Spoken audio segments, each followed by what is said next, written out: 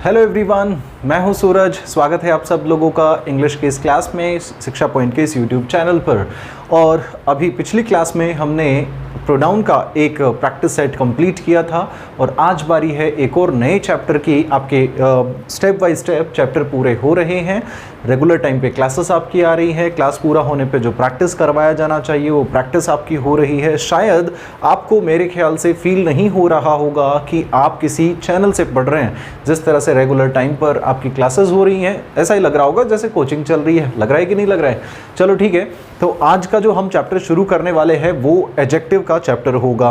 तो गाइज, इसकी इंपॉर्टेंस मैं आपको, देखो, हर एक चैप्टर की इंपॉर्टेंस है अपनी। किसी भी चैप्टर, आप ये नहीं कह सकते कि ये टॉपिक कम इंपॉर्टेंट है या ये सबसे ज़्यादा इंपॉर्टेंट है। नहीं, ये कहना गलत होगा। अगर कोई भी टॉपिक आपको मार्क्स दिलाता है तो वो इक्वली इम्पॉर्टेंट है, क्योंकि आपका स्कोर करा हुआ 50 में से मायने करता है। 50 या 100 जितने का भी पेपर है उसमें से आपने एक नंबर लाना है। बस आपका वो नंबर डिसाइड करेगा। किस टॉपिक से वो नंबर आया उससे कोई फ़र्क नहीं पड़ता। आपको सिलेक्शन कैसे मिलता है, फ़र्क उस चीज़ से पड़ता है। तो हर एक चीज़ सीखने की ज़रूरत है। और वैसे जल्दी कहाँ है, कहाँ जाना है आपको? हाँ, बिल्कुल स्लो इसी स्पीड से चलेंगे। और शायद हो सकता है नाउन के बाद में प्रोनाउन की क्लास आपकी थोड़ी जल्दी पूरी हुई है, क्वेश्चंस ज़्यादा करवाए हैं।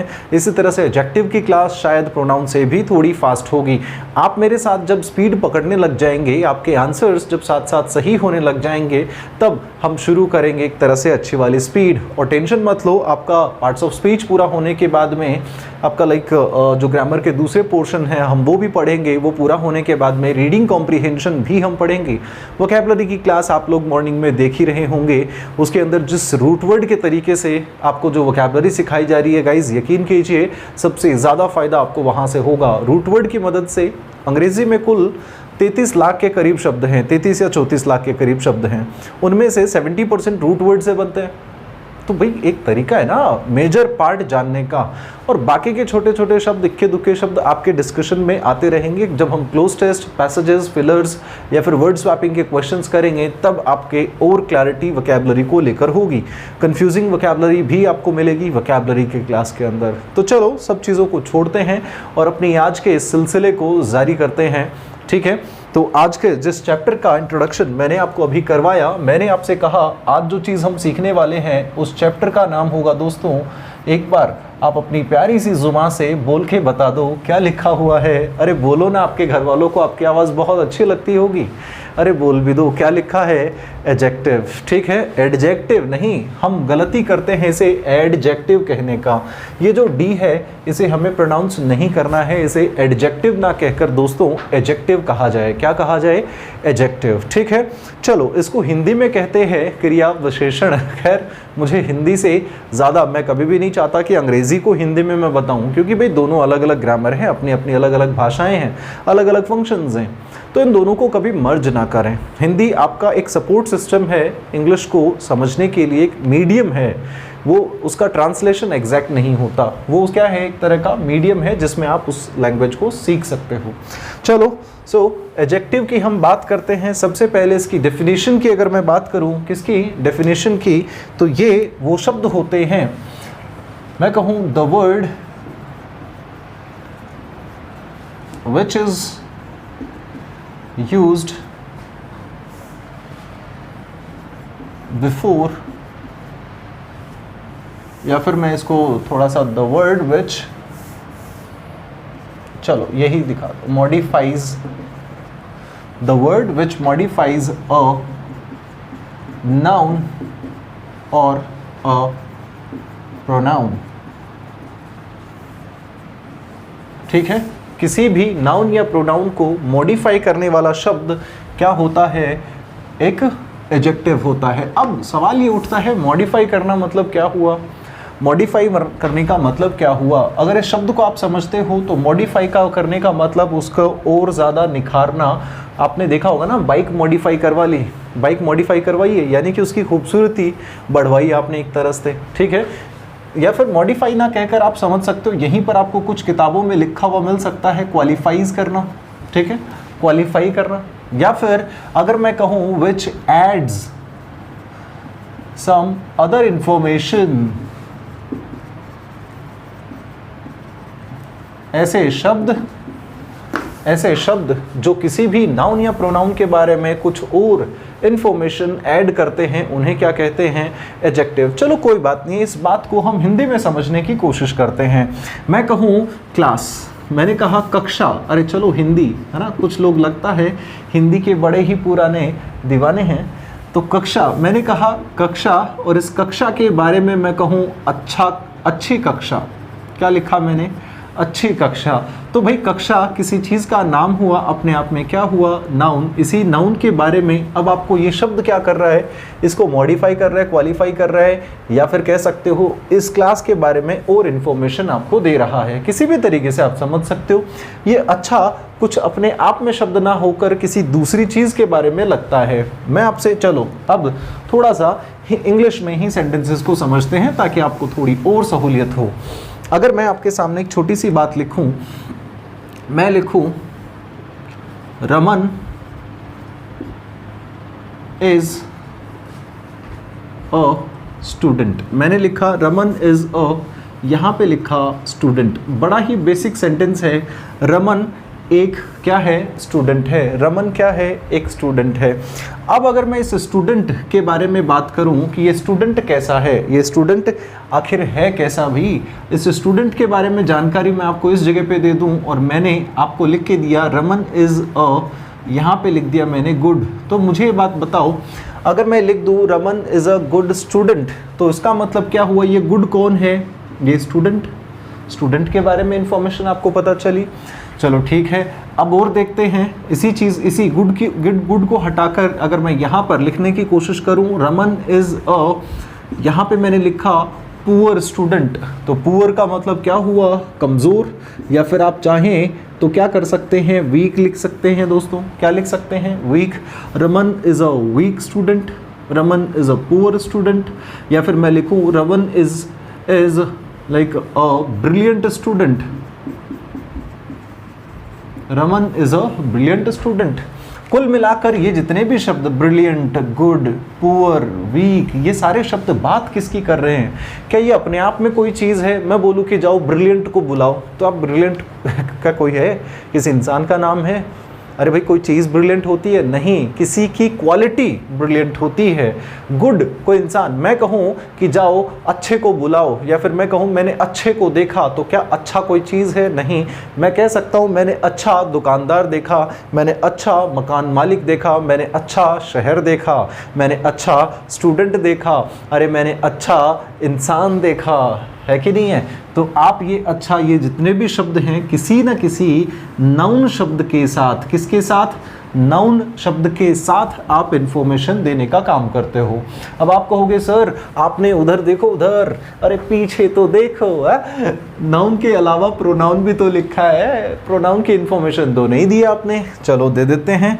अगर मैं आपसे कहूँ इस ही इज़, चलो लिख देता हूँ मैं इसी में से एक शब्द, पहचान तो गए ना इन्हें। Weak, he is weak. Weak का मतलब कौन? कमज़ोर। अब मुझे भाई एक बात बताओ, ये कमज़ोर होने का काम, मतलब कमज़ोर है कौन? वीक होना किसकी इंफॉर्मेशन है? ही की। तो भाई ही के बारे में जानकारी किसने दी? जानकारी किसने दी? इस शब्द ने। ये शब्द अपने आप में क्या हो गया? अब एडजेक्टिव हो गया। समझ में आया? क्योंकि ये किसको डिफाइन कर रहा है? किसी ना किसी प्रोनाउन को। तो मेरे ख्याल से यहाँ तक की बातें आपको बड़े प्यार से समझ आई होंगी। देखो घबराने की ज़रूरत नहीं है, जल्दबाजी करने की ज़रूरत नहीं है। करना क्या है? बस पढ़ाई तो करनी है। जिस दिन आपने ये ठान लिया कि मुझे सीखना है, तो आप खुद ये कहेंगे कि सर हर एक बारीकी बताओ। वक्त, अरे भाई कहाँ भागे जाना है? किसको जल्दी है? अगर कोई ये सोचता है कि मैं एक महीने में सारी चीज़ें एक साथ पढ़कर कोई एग्ज़ाम क्वालिफाई कर लूँ, पॉसिबल नहीं है। क्योंकि प्रैक्टिस मेक्स परफेक्ट, ये चीज़ें आप जानते हैं। Practice makes a man perfect. और प्रैक्टिस कब होती है? समय के साथ में। नो डाउट आप सीख जाएंगे एक महीने के अंदर, लेकिन उसे इम्प्लीमेंट करना फिर कम टाइम में, प्रेशराइज सिचुएशन में, अच्छे स्कोर के लिए किसे स्किप करना है, किसको पहले अटेम्प्ट करना है, ये बहुत सारी चीज़ें हैं गाइज जो टाइम के साथ आती हैं। तो वक्त आपको देना चाहिए। जब वक्त है आपके पास तो क्यों नहीं डिटेल से सीखते? ठीक है, चलो आ जाओ।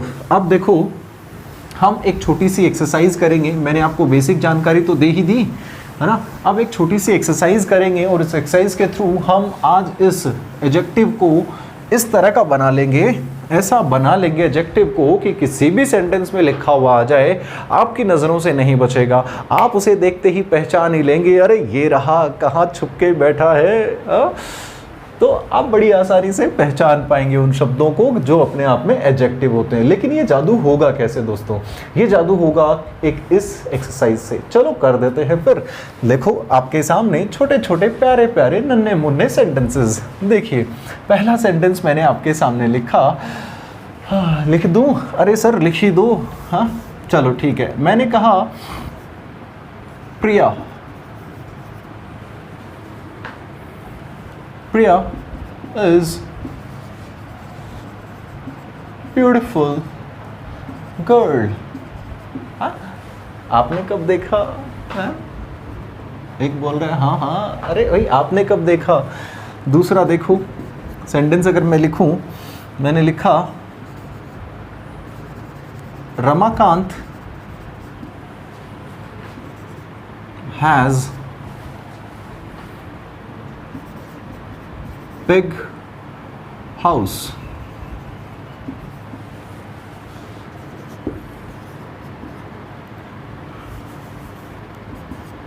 Pramod Pramod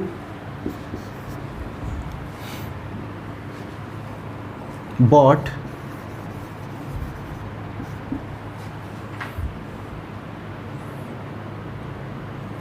Pramod bought okay expensive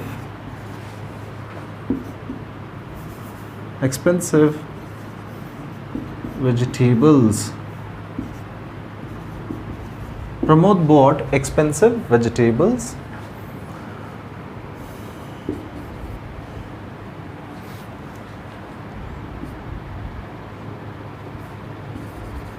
Children are playing in a dirty water।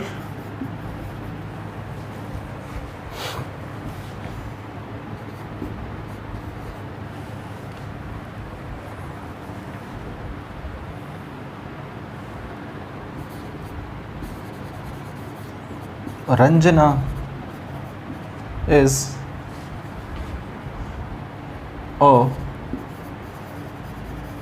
beautiful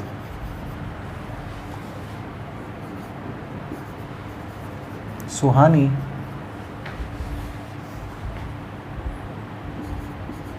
sold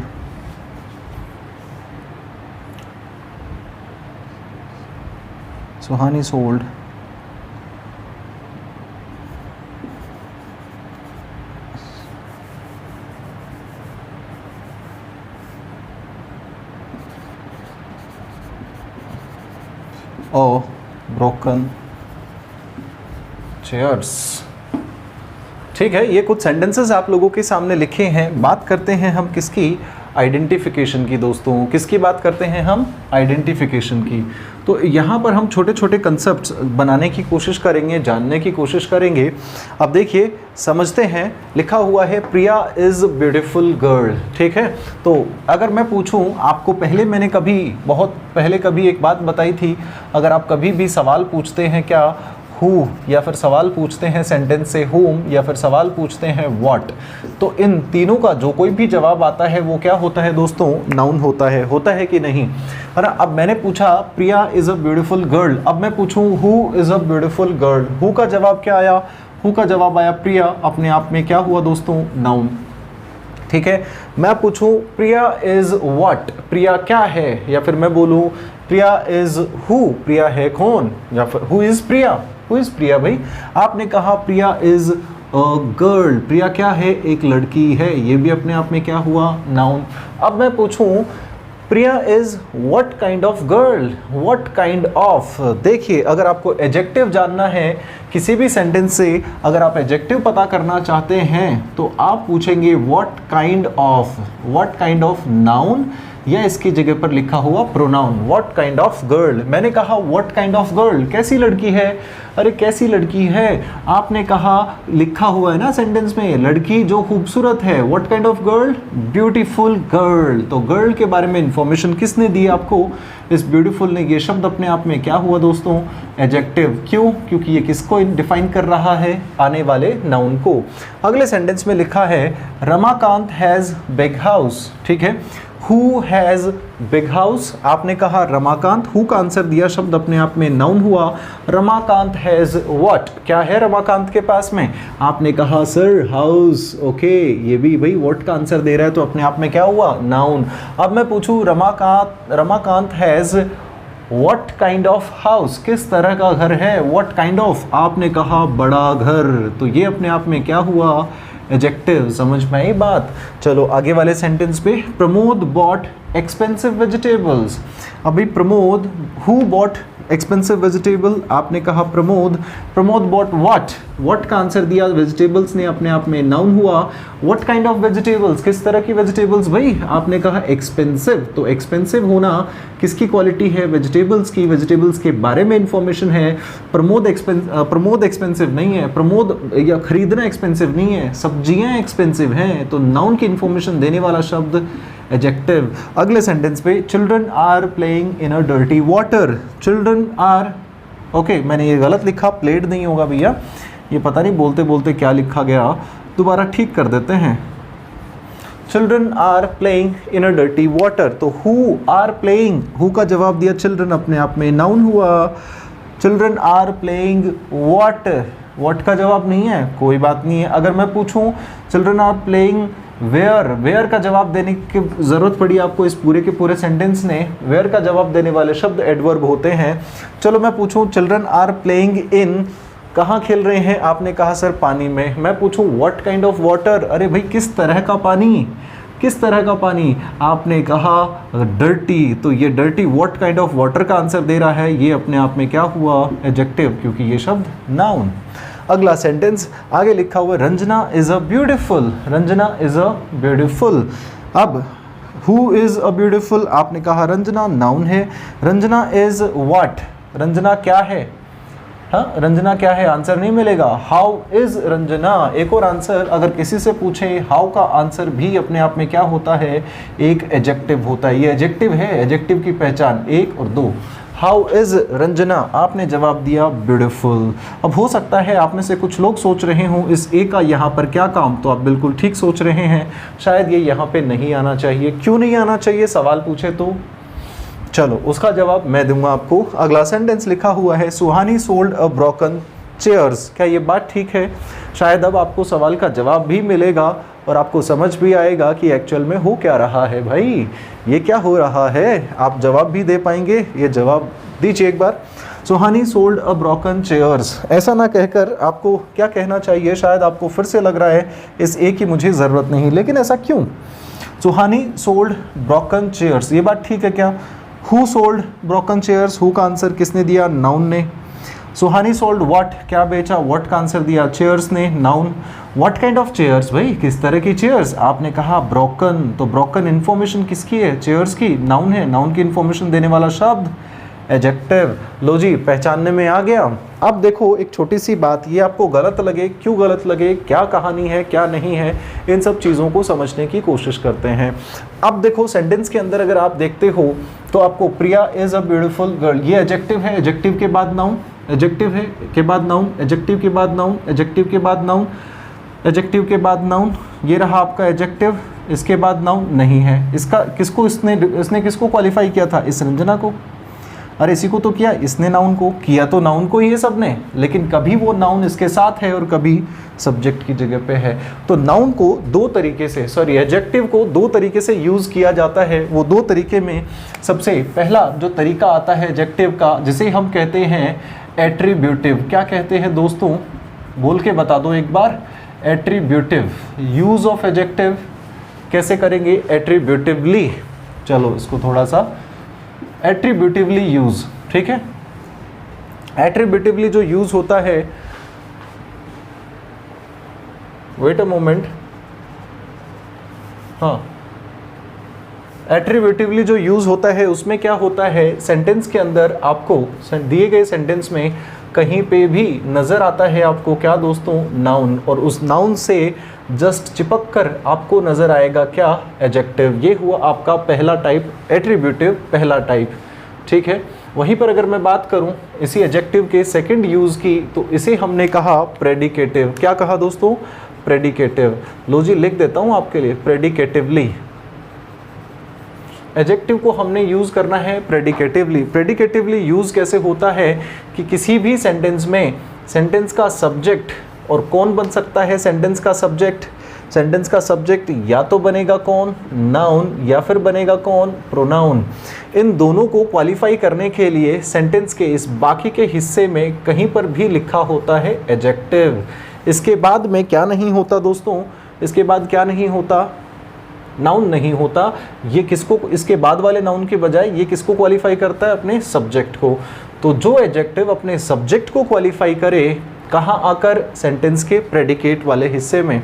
इसको दोबारा समझाता हूँ दोस्तों, समझने की कोशिश करना, बहुत ही प्यारा कंसेप्ट है, और यहाँ से हम छोटी छोटी बात ऊपर समझने की कोशिश करेंगे। क्या कहा मैंने, किसी भी सेंटेंस के दो हिस्से होते हैं, एक उसका सब्जेक्ट और बचा हुआ जो भी सेंटेंस जिसमें वर्ब है, ऑब्जेक्ट है या नहीं है, या फिर हो सकता है इसमें एडवर्ब हो, जो भी चीज़ें आएंगी वो सब इसमें आएंगी, ठीक है। एडजेक्टिव हो सकता है कुछ भी, तो इस हिस्से को कहा जाता है प्रेडिकेट। क्या कहा जाता है, प्रेडिकेट। तो अब प्रेडिकेटिव एडजेक्टिव वो एडजेक्टिव होते हैं जो प्रेडिकेट के हिस्से में आकर अपने सब्जेक्ट को क्वालिफाई करते हैं। क्या कहा मैंने, प्रेडिकेटिव एडजेक्टिव वो एडजेक्टिव होते हैं जो प्रेडिकेट वाले हिस्से में आकर अपने सब्जेक्ट को क्वालिफाई करते हैं, ठीक है दोस्तों। अब देखो, अब आप पहचान सकते हो ये किस तरह का एडजेक्टिव है। नाउन के साथ है तो क्या हुआ, एट्रीब्यूटिव। नाउन के साथ है तो एट्रीब्यूटिव, नाउन के साथ है तो एट्रीब्यूटिव। अगर ये अपने सब्जेक्ट को क्वालिफाई कर रहा है, ब्यूटीफुल के बाद कोई चीज़ नहीं बताई, ये ब्यूटीफुल अपने सब्जेक्ट को ही तो क्वालिफाई कर रहा है, तो ये शब्द अपने आप में कौन सा एडजेक्टिव हुआ, प्रेडिकेटिव। तो लो जी, एक छोटी सी डिफरेंस थी, आपने पहचान लिया। अब यहाँ पर एक छोटा सा बहुत ही प्यारा कंसेप्ट बनता है, वो कंसेप्ट हम सीखेंगे। ये सेंटेंसेस आपके सामने बने हुए हैं, बस मुझे थोड़ी सी जगह की ज़रूरत पड़ी और वो मैं निकाल लेता हूँ यहाँ से।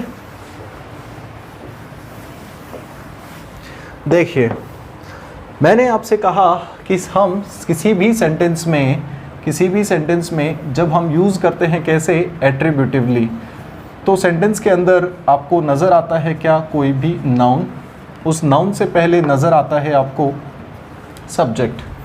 कंसेप्ट ये कहता है, sorry not subject, adjective. Concept ये कहता है कि अगर ये नाउन आपका कैसा है, सिंगुलर है। कैसा है दोस्तों, सिंगुलर है। और सिंगुलर होने के साथ साथ अगर ये काउंटेबल है, कैसा है, काउंटेबल है, तो आप हमेशा इस सिंगुलर और काउंटेबल की वजह से इस एडजेक्टिव से पहले आर्टिकल ए या एन यूज़ करोगे। क्या यूज़ करोगे, ए या एन, ठीक है। अब देखिए, शायद आपको नज़र आ रहा होगा कि क्यों यहाँ पर करना पड़ा। प्रिया इज़ ब्यूटीफुल गर्ल, ये रहा नाउन। नाउन अपने आप में कैसा है, सिंगुलर है, काउंटेबल है, और ऐसे में इसके लिए आपको ज़रूरत पड़ी किसकी, ए की। सही सेंटेंस क्या हुआ, प्रिया इज़ अ ब्यूटीफुल गर्ल। समझ में आया दोस्तों, अब सेंटेंस ठीक हुआ। अगले सेंटेंस पे आते हैं। Ramakant has big house. House अपने आप में काउंटेबल हुआ और सिंगुलर भी है। सिंगुलर काउंटेबल होने की वजह से इसके लिए आपने यहाँ पे चुना आर्टिकल ए। अब सेंटेंस ठीक है, ठीक है दोस्तों। अगला सेंटेंस लिखा हुआ है, प्रमोद बोट एक्सपेंसिव वेजिटेबल्स। ये रहा नाउन, ये रहा आपका एडजेक्टिव। आर्टिकल लगाने की सोची, लेकिन देखो नाउन कैसा है, प्लूरल है भाई। कैसा है, प्लूरल है। तो प्लूरल के लिए क्या आप आर्टिकल यूज़ करोगे, नहीं। इसीलिए ये सेंटेंस पहले ही अपने आप में ठीक था। यहाँ पर आपको कोई भी आर्टिकल यूज़ करने की ज़रूरत नहीं। अगला sentence, children are playing in a dirty water. ये रहा आपका नाउन, नाउन से पहले एडजेक्टिव, और एडजेक्टिव से पहले आप देख रहे हो ए, ये सिंगुलर के लिए आया है। ठीक है बात, अरे भाई ठीक है ना, सिंगुलर के लिए ठीक है। लेकिन भाई सिंगुलर है वो तो क्या हुआ, है तो अपने आप में कैसा, अनकाउंटेबल नाउन। तो यानी कि हमारा एक और कंसेप्ट बनता है, अगर हम एट्रीब्यूटिव ही एडजेक्टिव की बात करते हैं, एट्रीब्यूटिव ही एडजेक्टिव की अगर हम बात करते हैं और सेंटेंस में हमें दिया गया है एडजेक्टिव, ठीक है। एडजेक्टिव के बाद जो कोई भी नाउन है, एडजेक्टिव के बाद कौन है, नाउन, जिसको क्वालिफाई कर रहे हैं। अगर ये नाउन अपने आप में कैसा है दोस्तों, अनकाउंटेबल है या प्लूरल है, कैसा है, अनकाउंटेबल है या प्लूरल है, इन दोनों ही शर्तों में आप इस एडजेक्टिव से पहले ए या एन यूज़ नहीं करेंगे। समझ में आई ये वाली बात? इसीलिए children are playing in a dirty water ना होकर इस ए को हटाना पड़ा। क्यों हटाना पड़ा? क्योंकि ये अनकाउंटेबल नाउन है। ठीक है दोस्तों, अगला सेंटेंस लिखा हुआ है रंजना इज़ ब्यूटीफुल। कुल मिलाकर बात ही खत्म हुई जब इसके बाद नाउन ही नहीं, तो भाई अभी थोड़ी देर पहले हमने समझा ना कि ये होना नहीं होना किसकी वजह से फ़र्क पड़ रहा है, नाउन की वजह से ना। नाउन सिंगुलर है तो आ रहा है, प्लूरल है तो नहीं आ रहा, यानी कि कुल मिला के आर्टिकल नाम की चीज़ यूज़ किसके लिए हुई, नाउन के लिए। और यहाँ तो नाउन है ही नहीं भाई, जब नहीं है तो आर्टिकल की भी आपको ज़रूरत नहीं। क्यों नहीं आया, समझ आ गया। अगला सेंटेंस लिखा हुआ है सुहानी सोल्ड अ ब्रोकन चेयर्स। कुल मिलाकर काउंटेबल तो है लेकिन अपने आप में है कैसा दोस्तों, प्लूरल लिखा हुआ है। क्या प्लूरल के लिए कभी भी हम प्लूरल के लिए ए या एन यूज़ करते हैं? बिल्कुल नहीं, बिल्कुल ठीक कहा दोस्तों, इसकी भी हमें ज़रूरत नहीं है। तो ये दो छोटे छोटे प्यारे एट्रीब्यूटिव के कंसेप्ट हमें समझ में आए। प्रेडिकेटिव के अंदर क्योंकि उसके बाद नाउन ही नहीं तो आर्टिकल लगेगा नहीं, ठीक है। और एट्रीब्यूटिव में कब लग सकता है कब नहीं, ये चीज़ हमने सीखी। अब इससे आगे की जो क्लास है उसमें हम मिलेंगे आपसे अगली क्लास के अंदर भाई। तब तक के लिए अपना ख्याल रखिए। Good night guys, take care.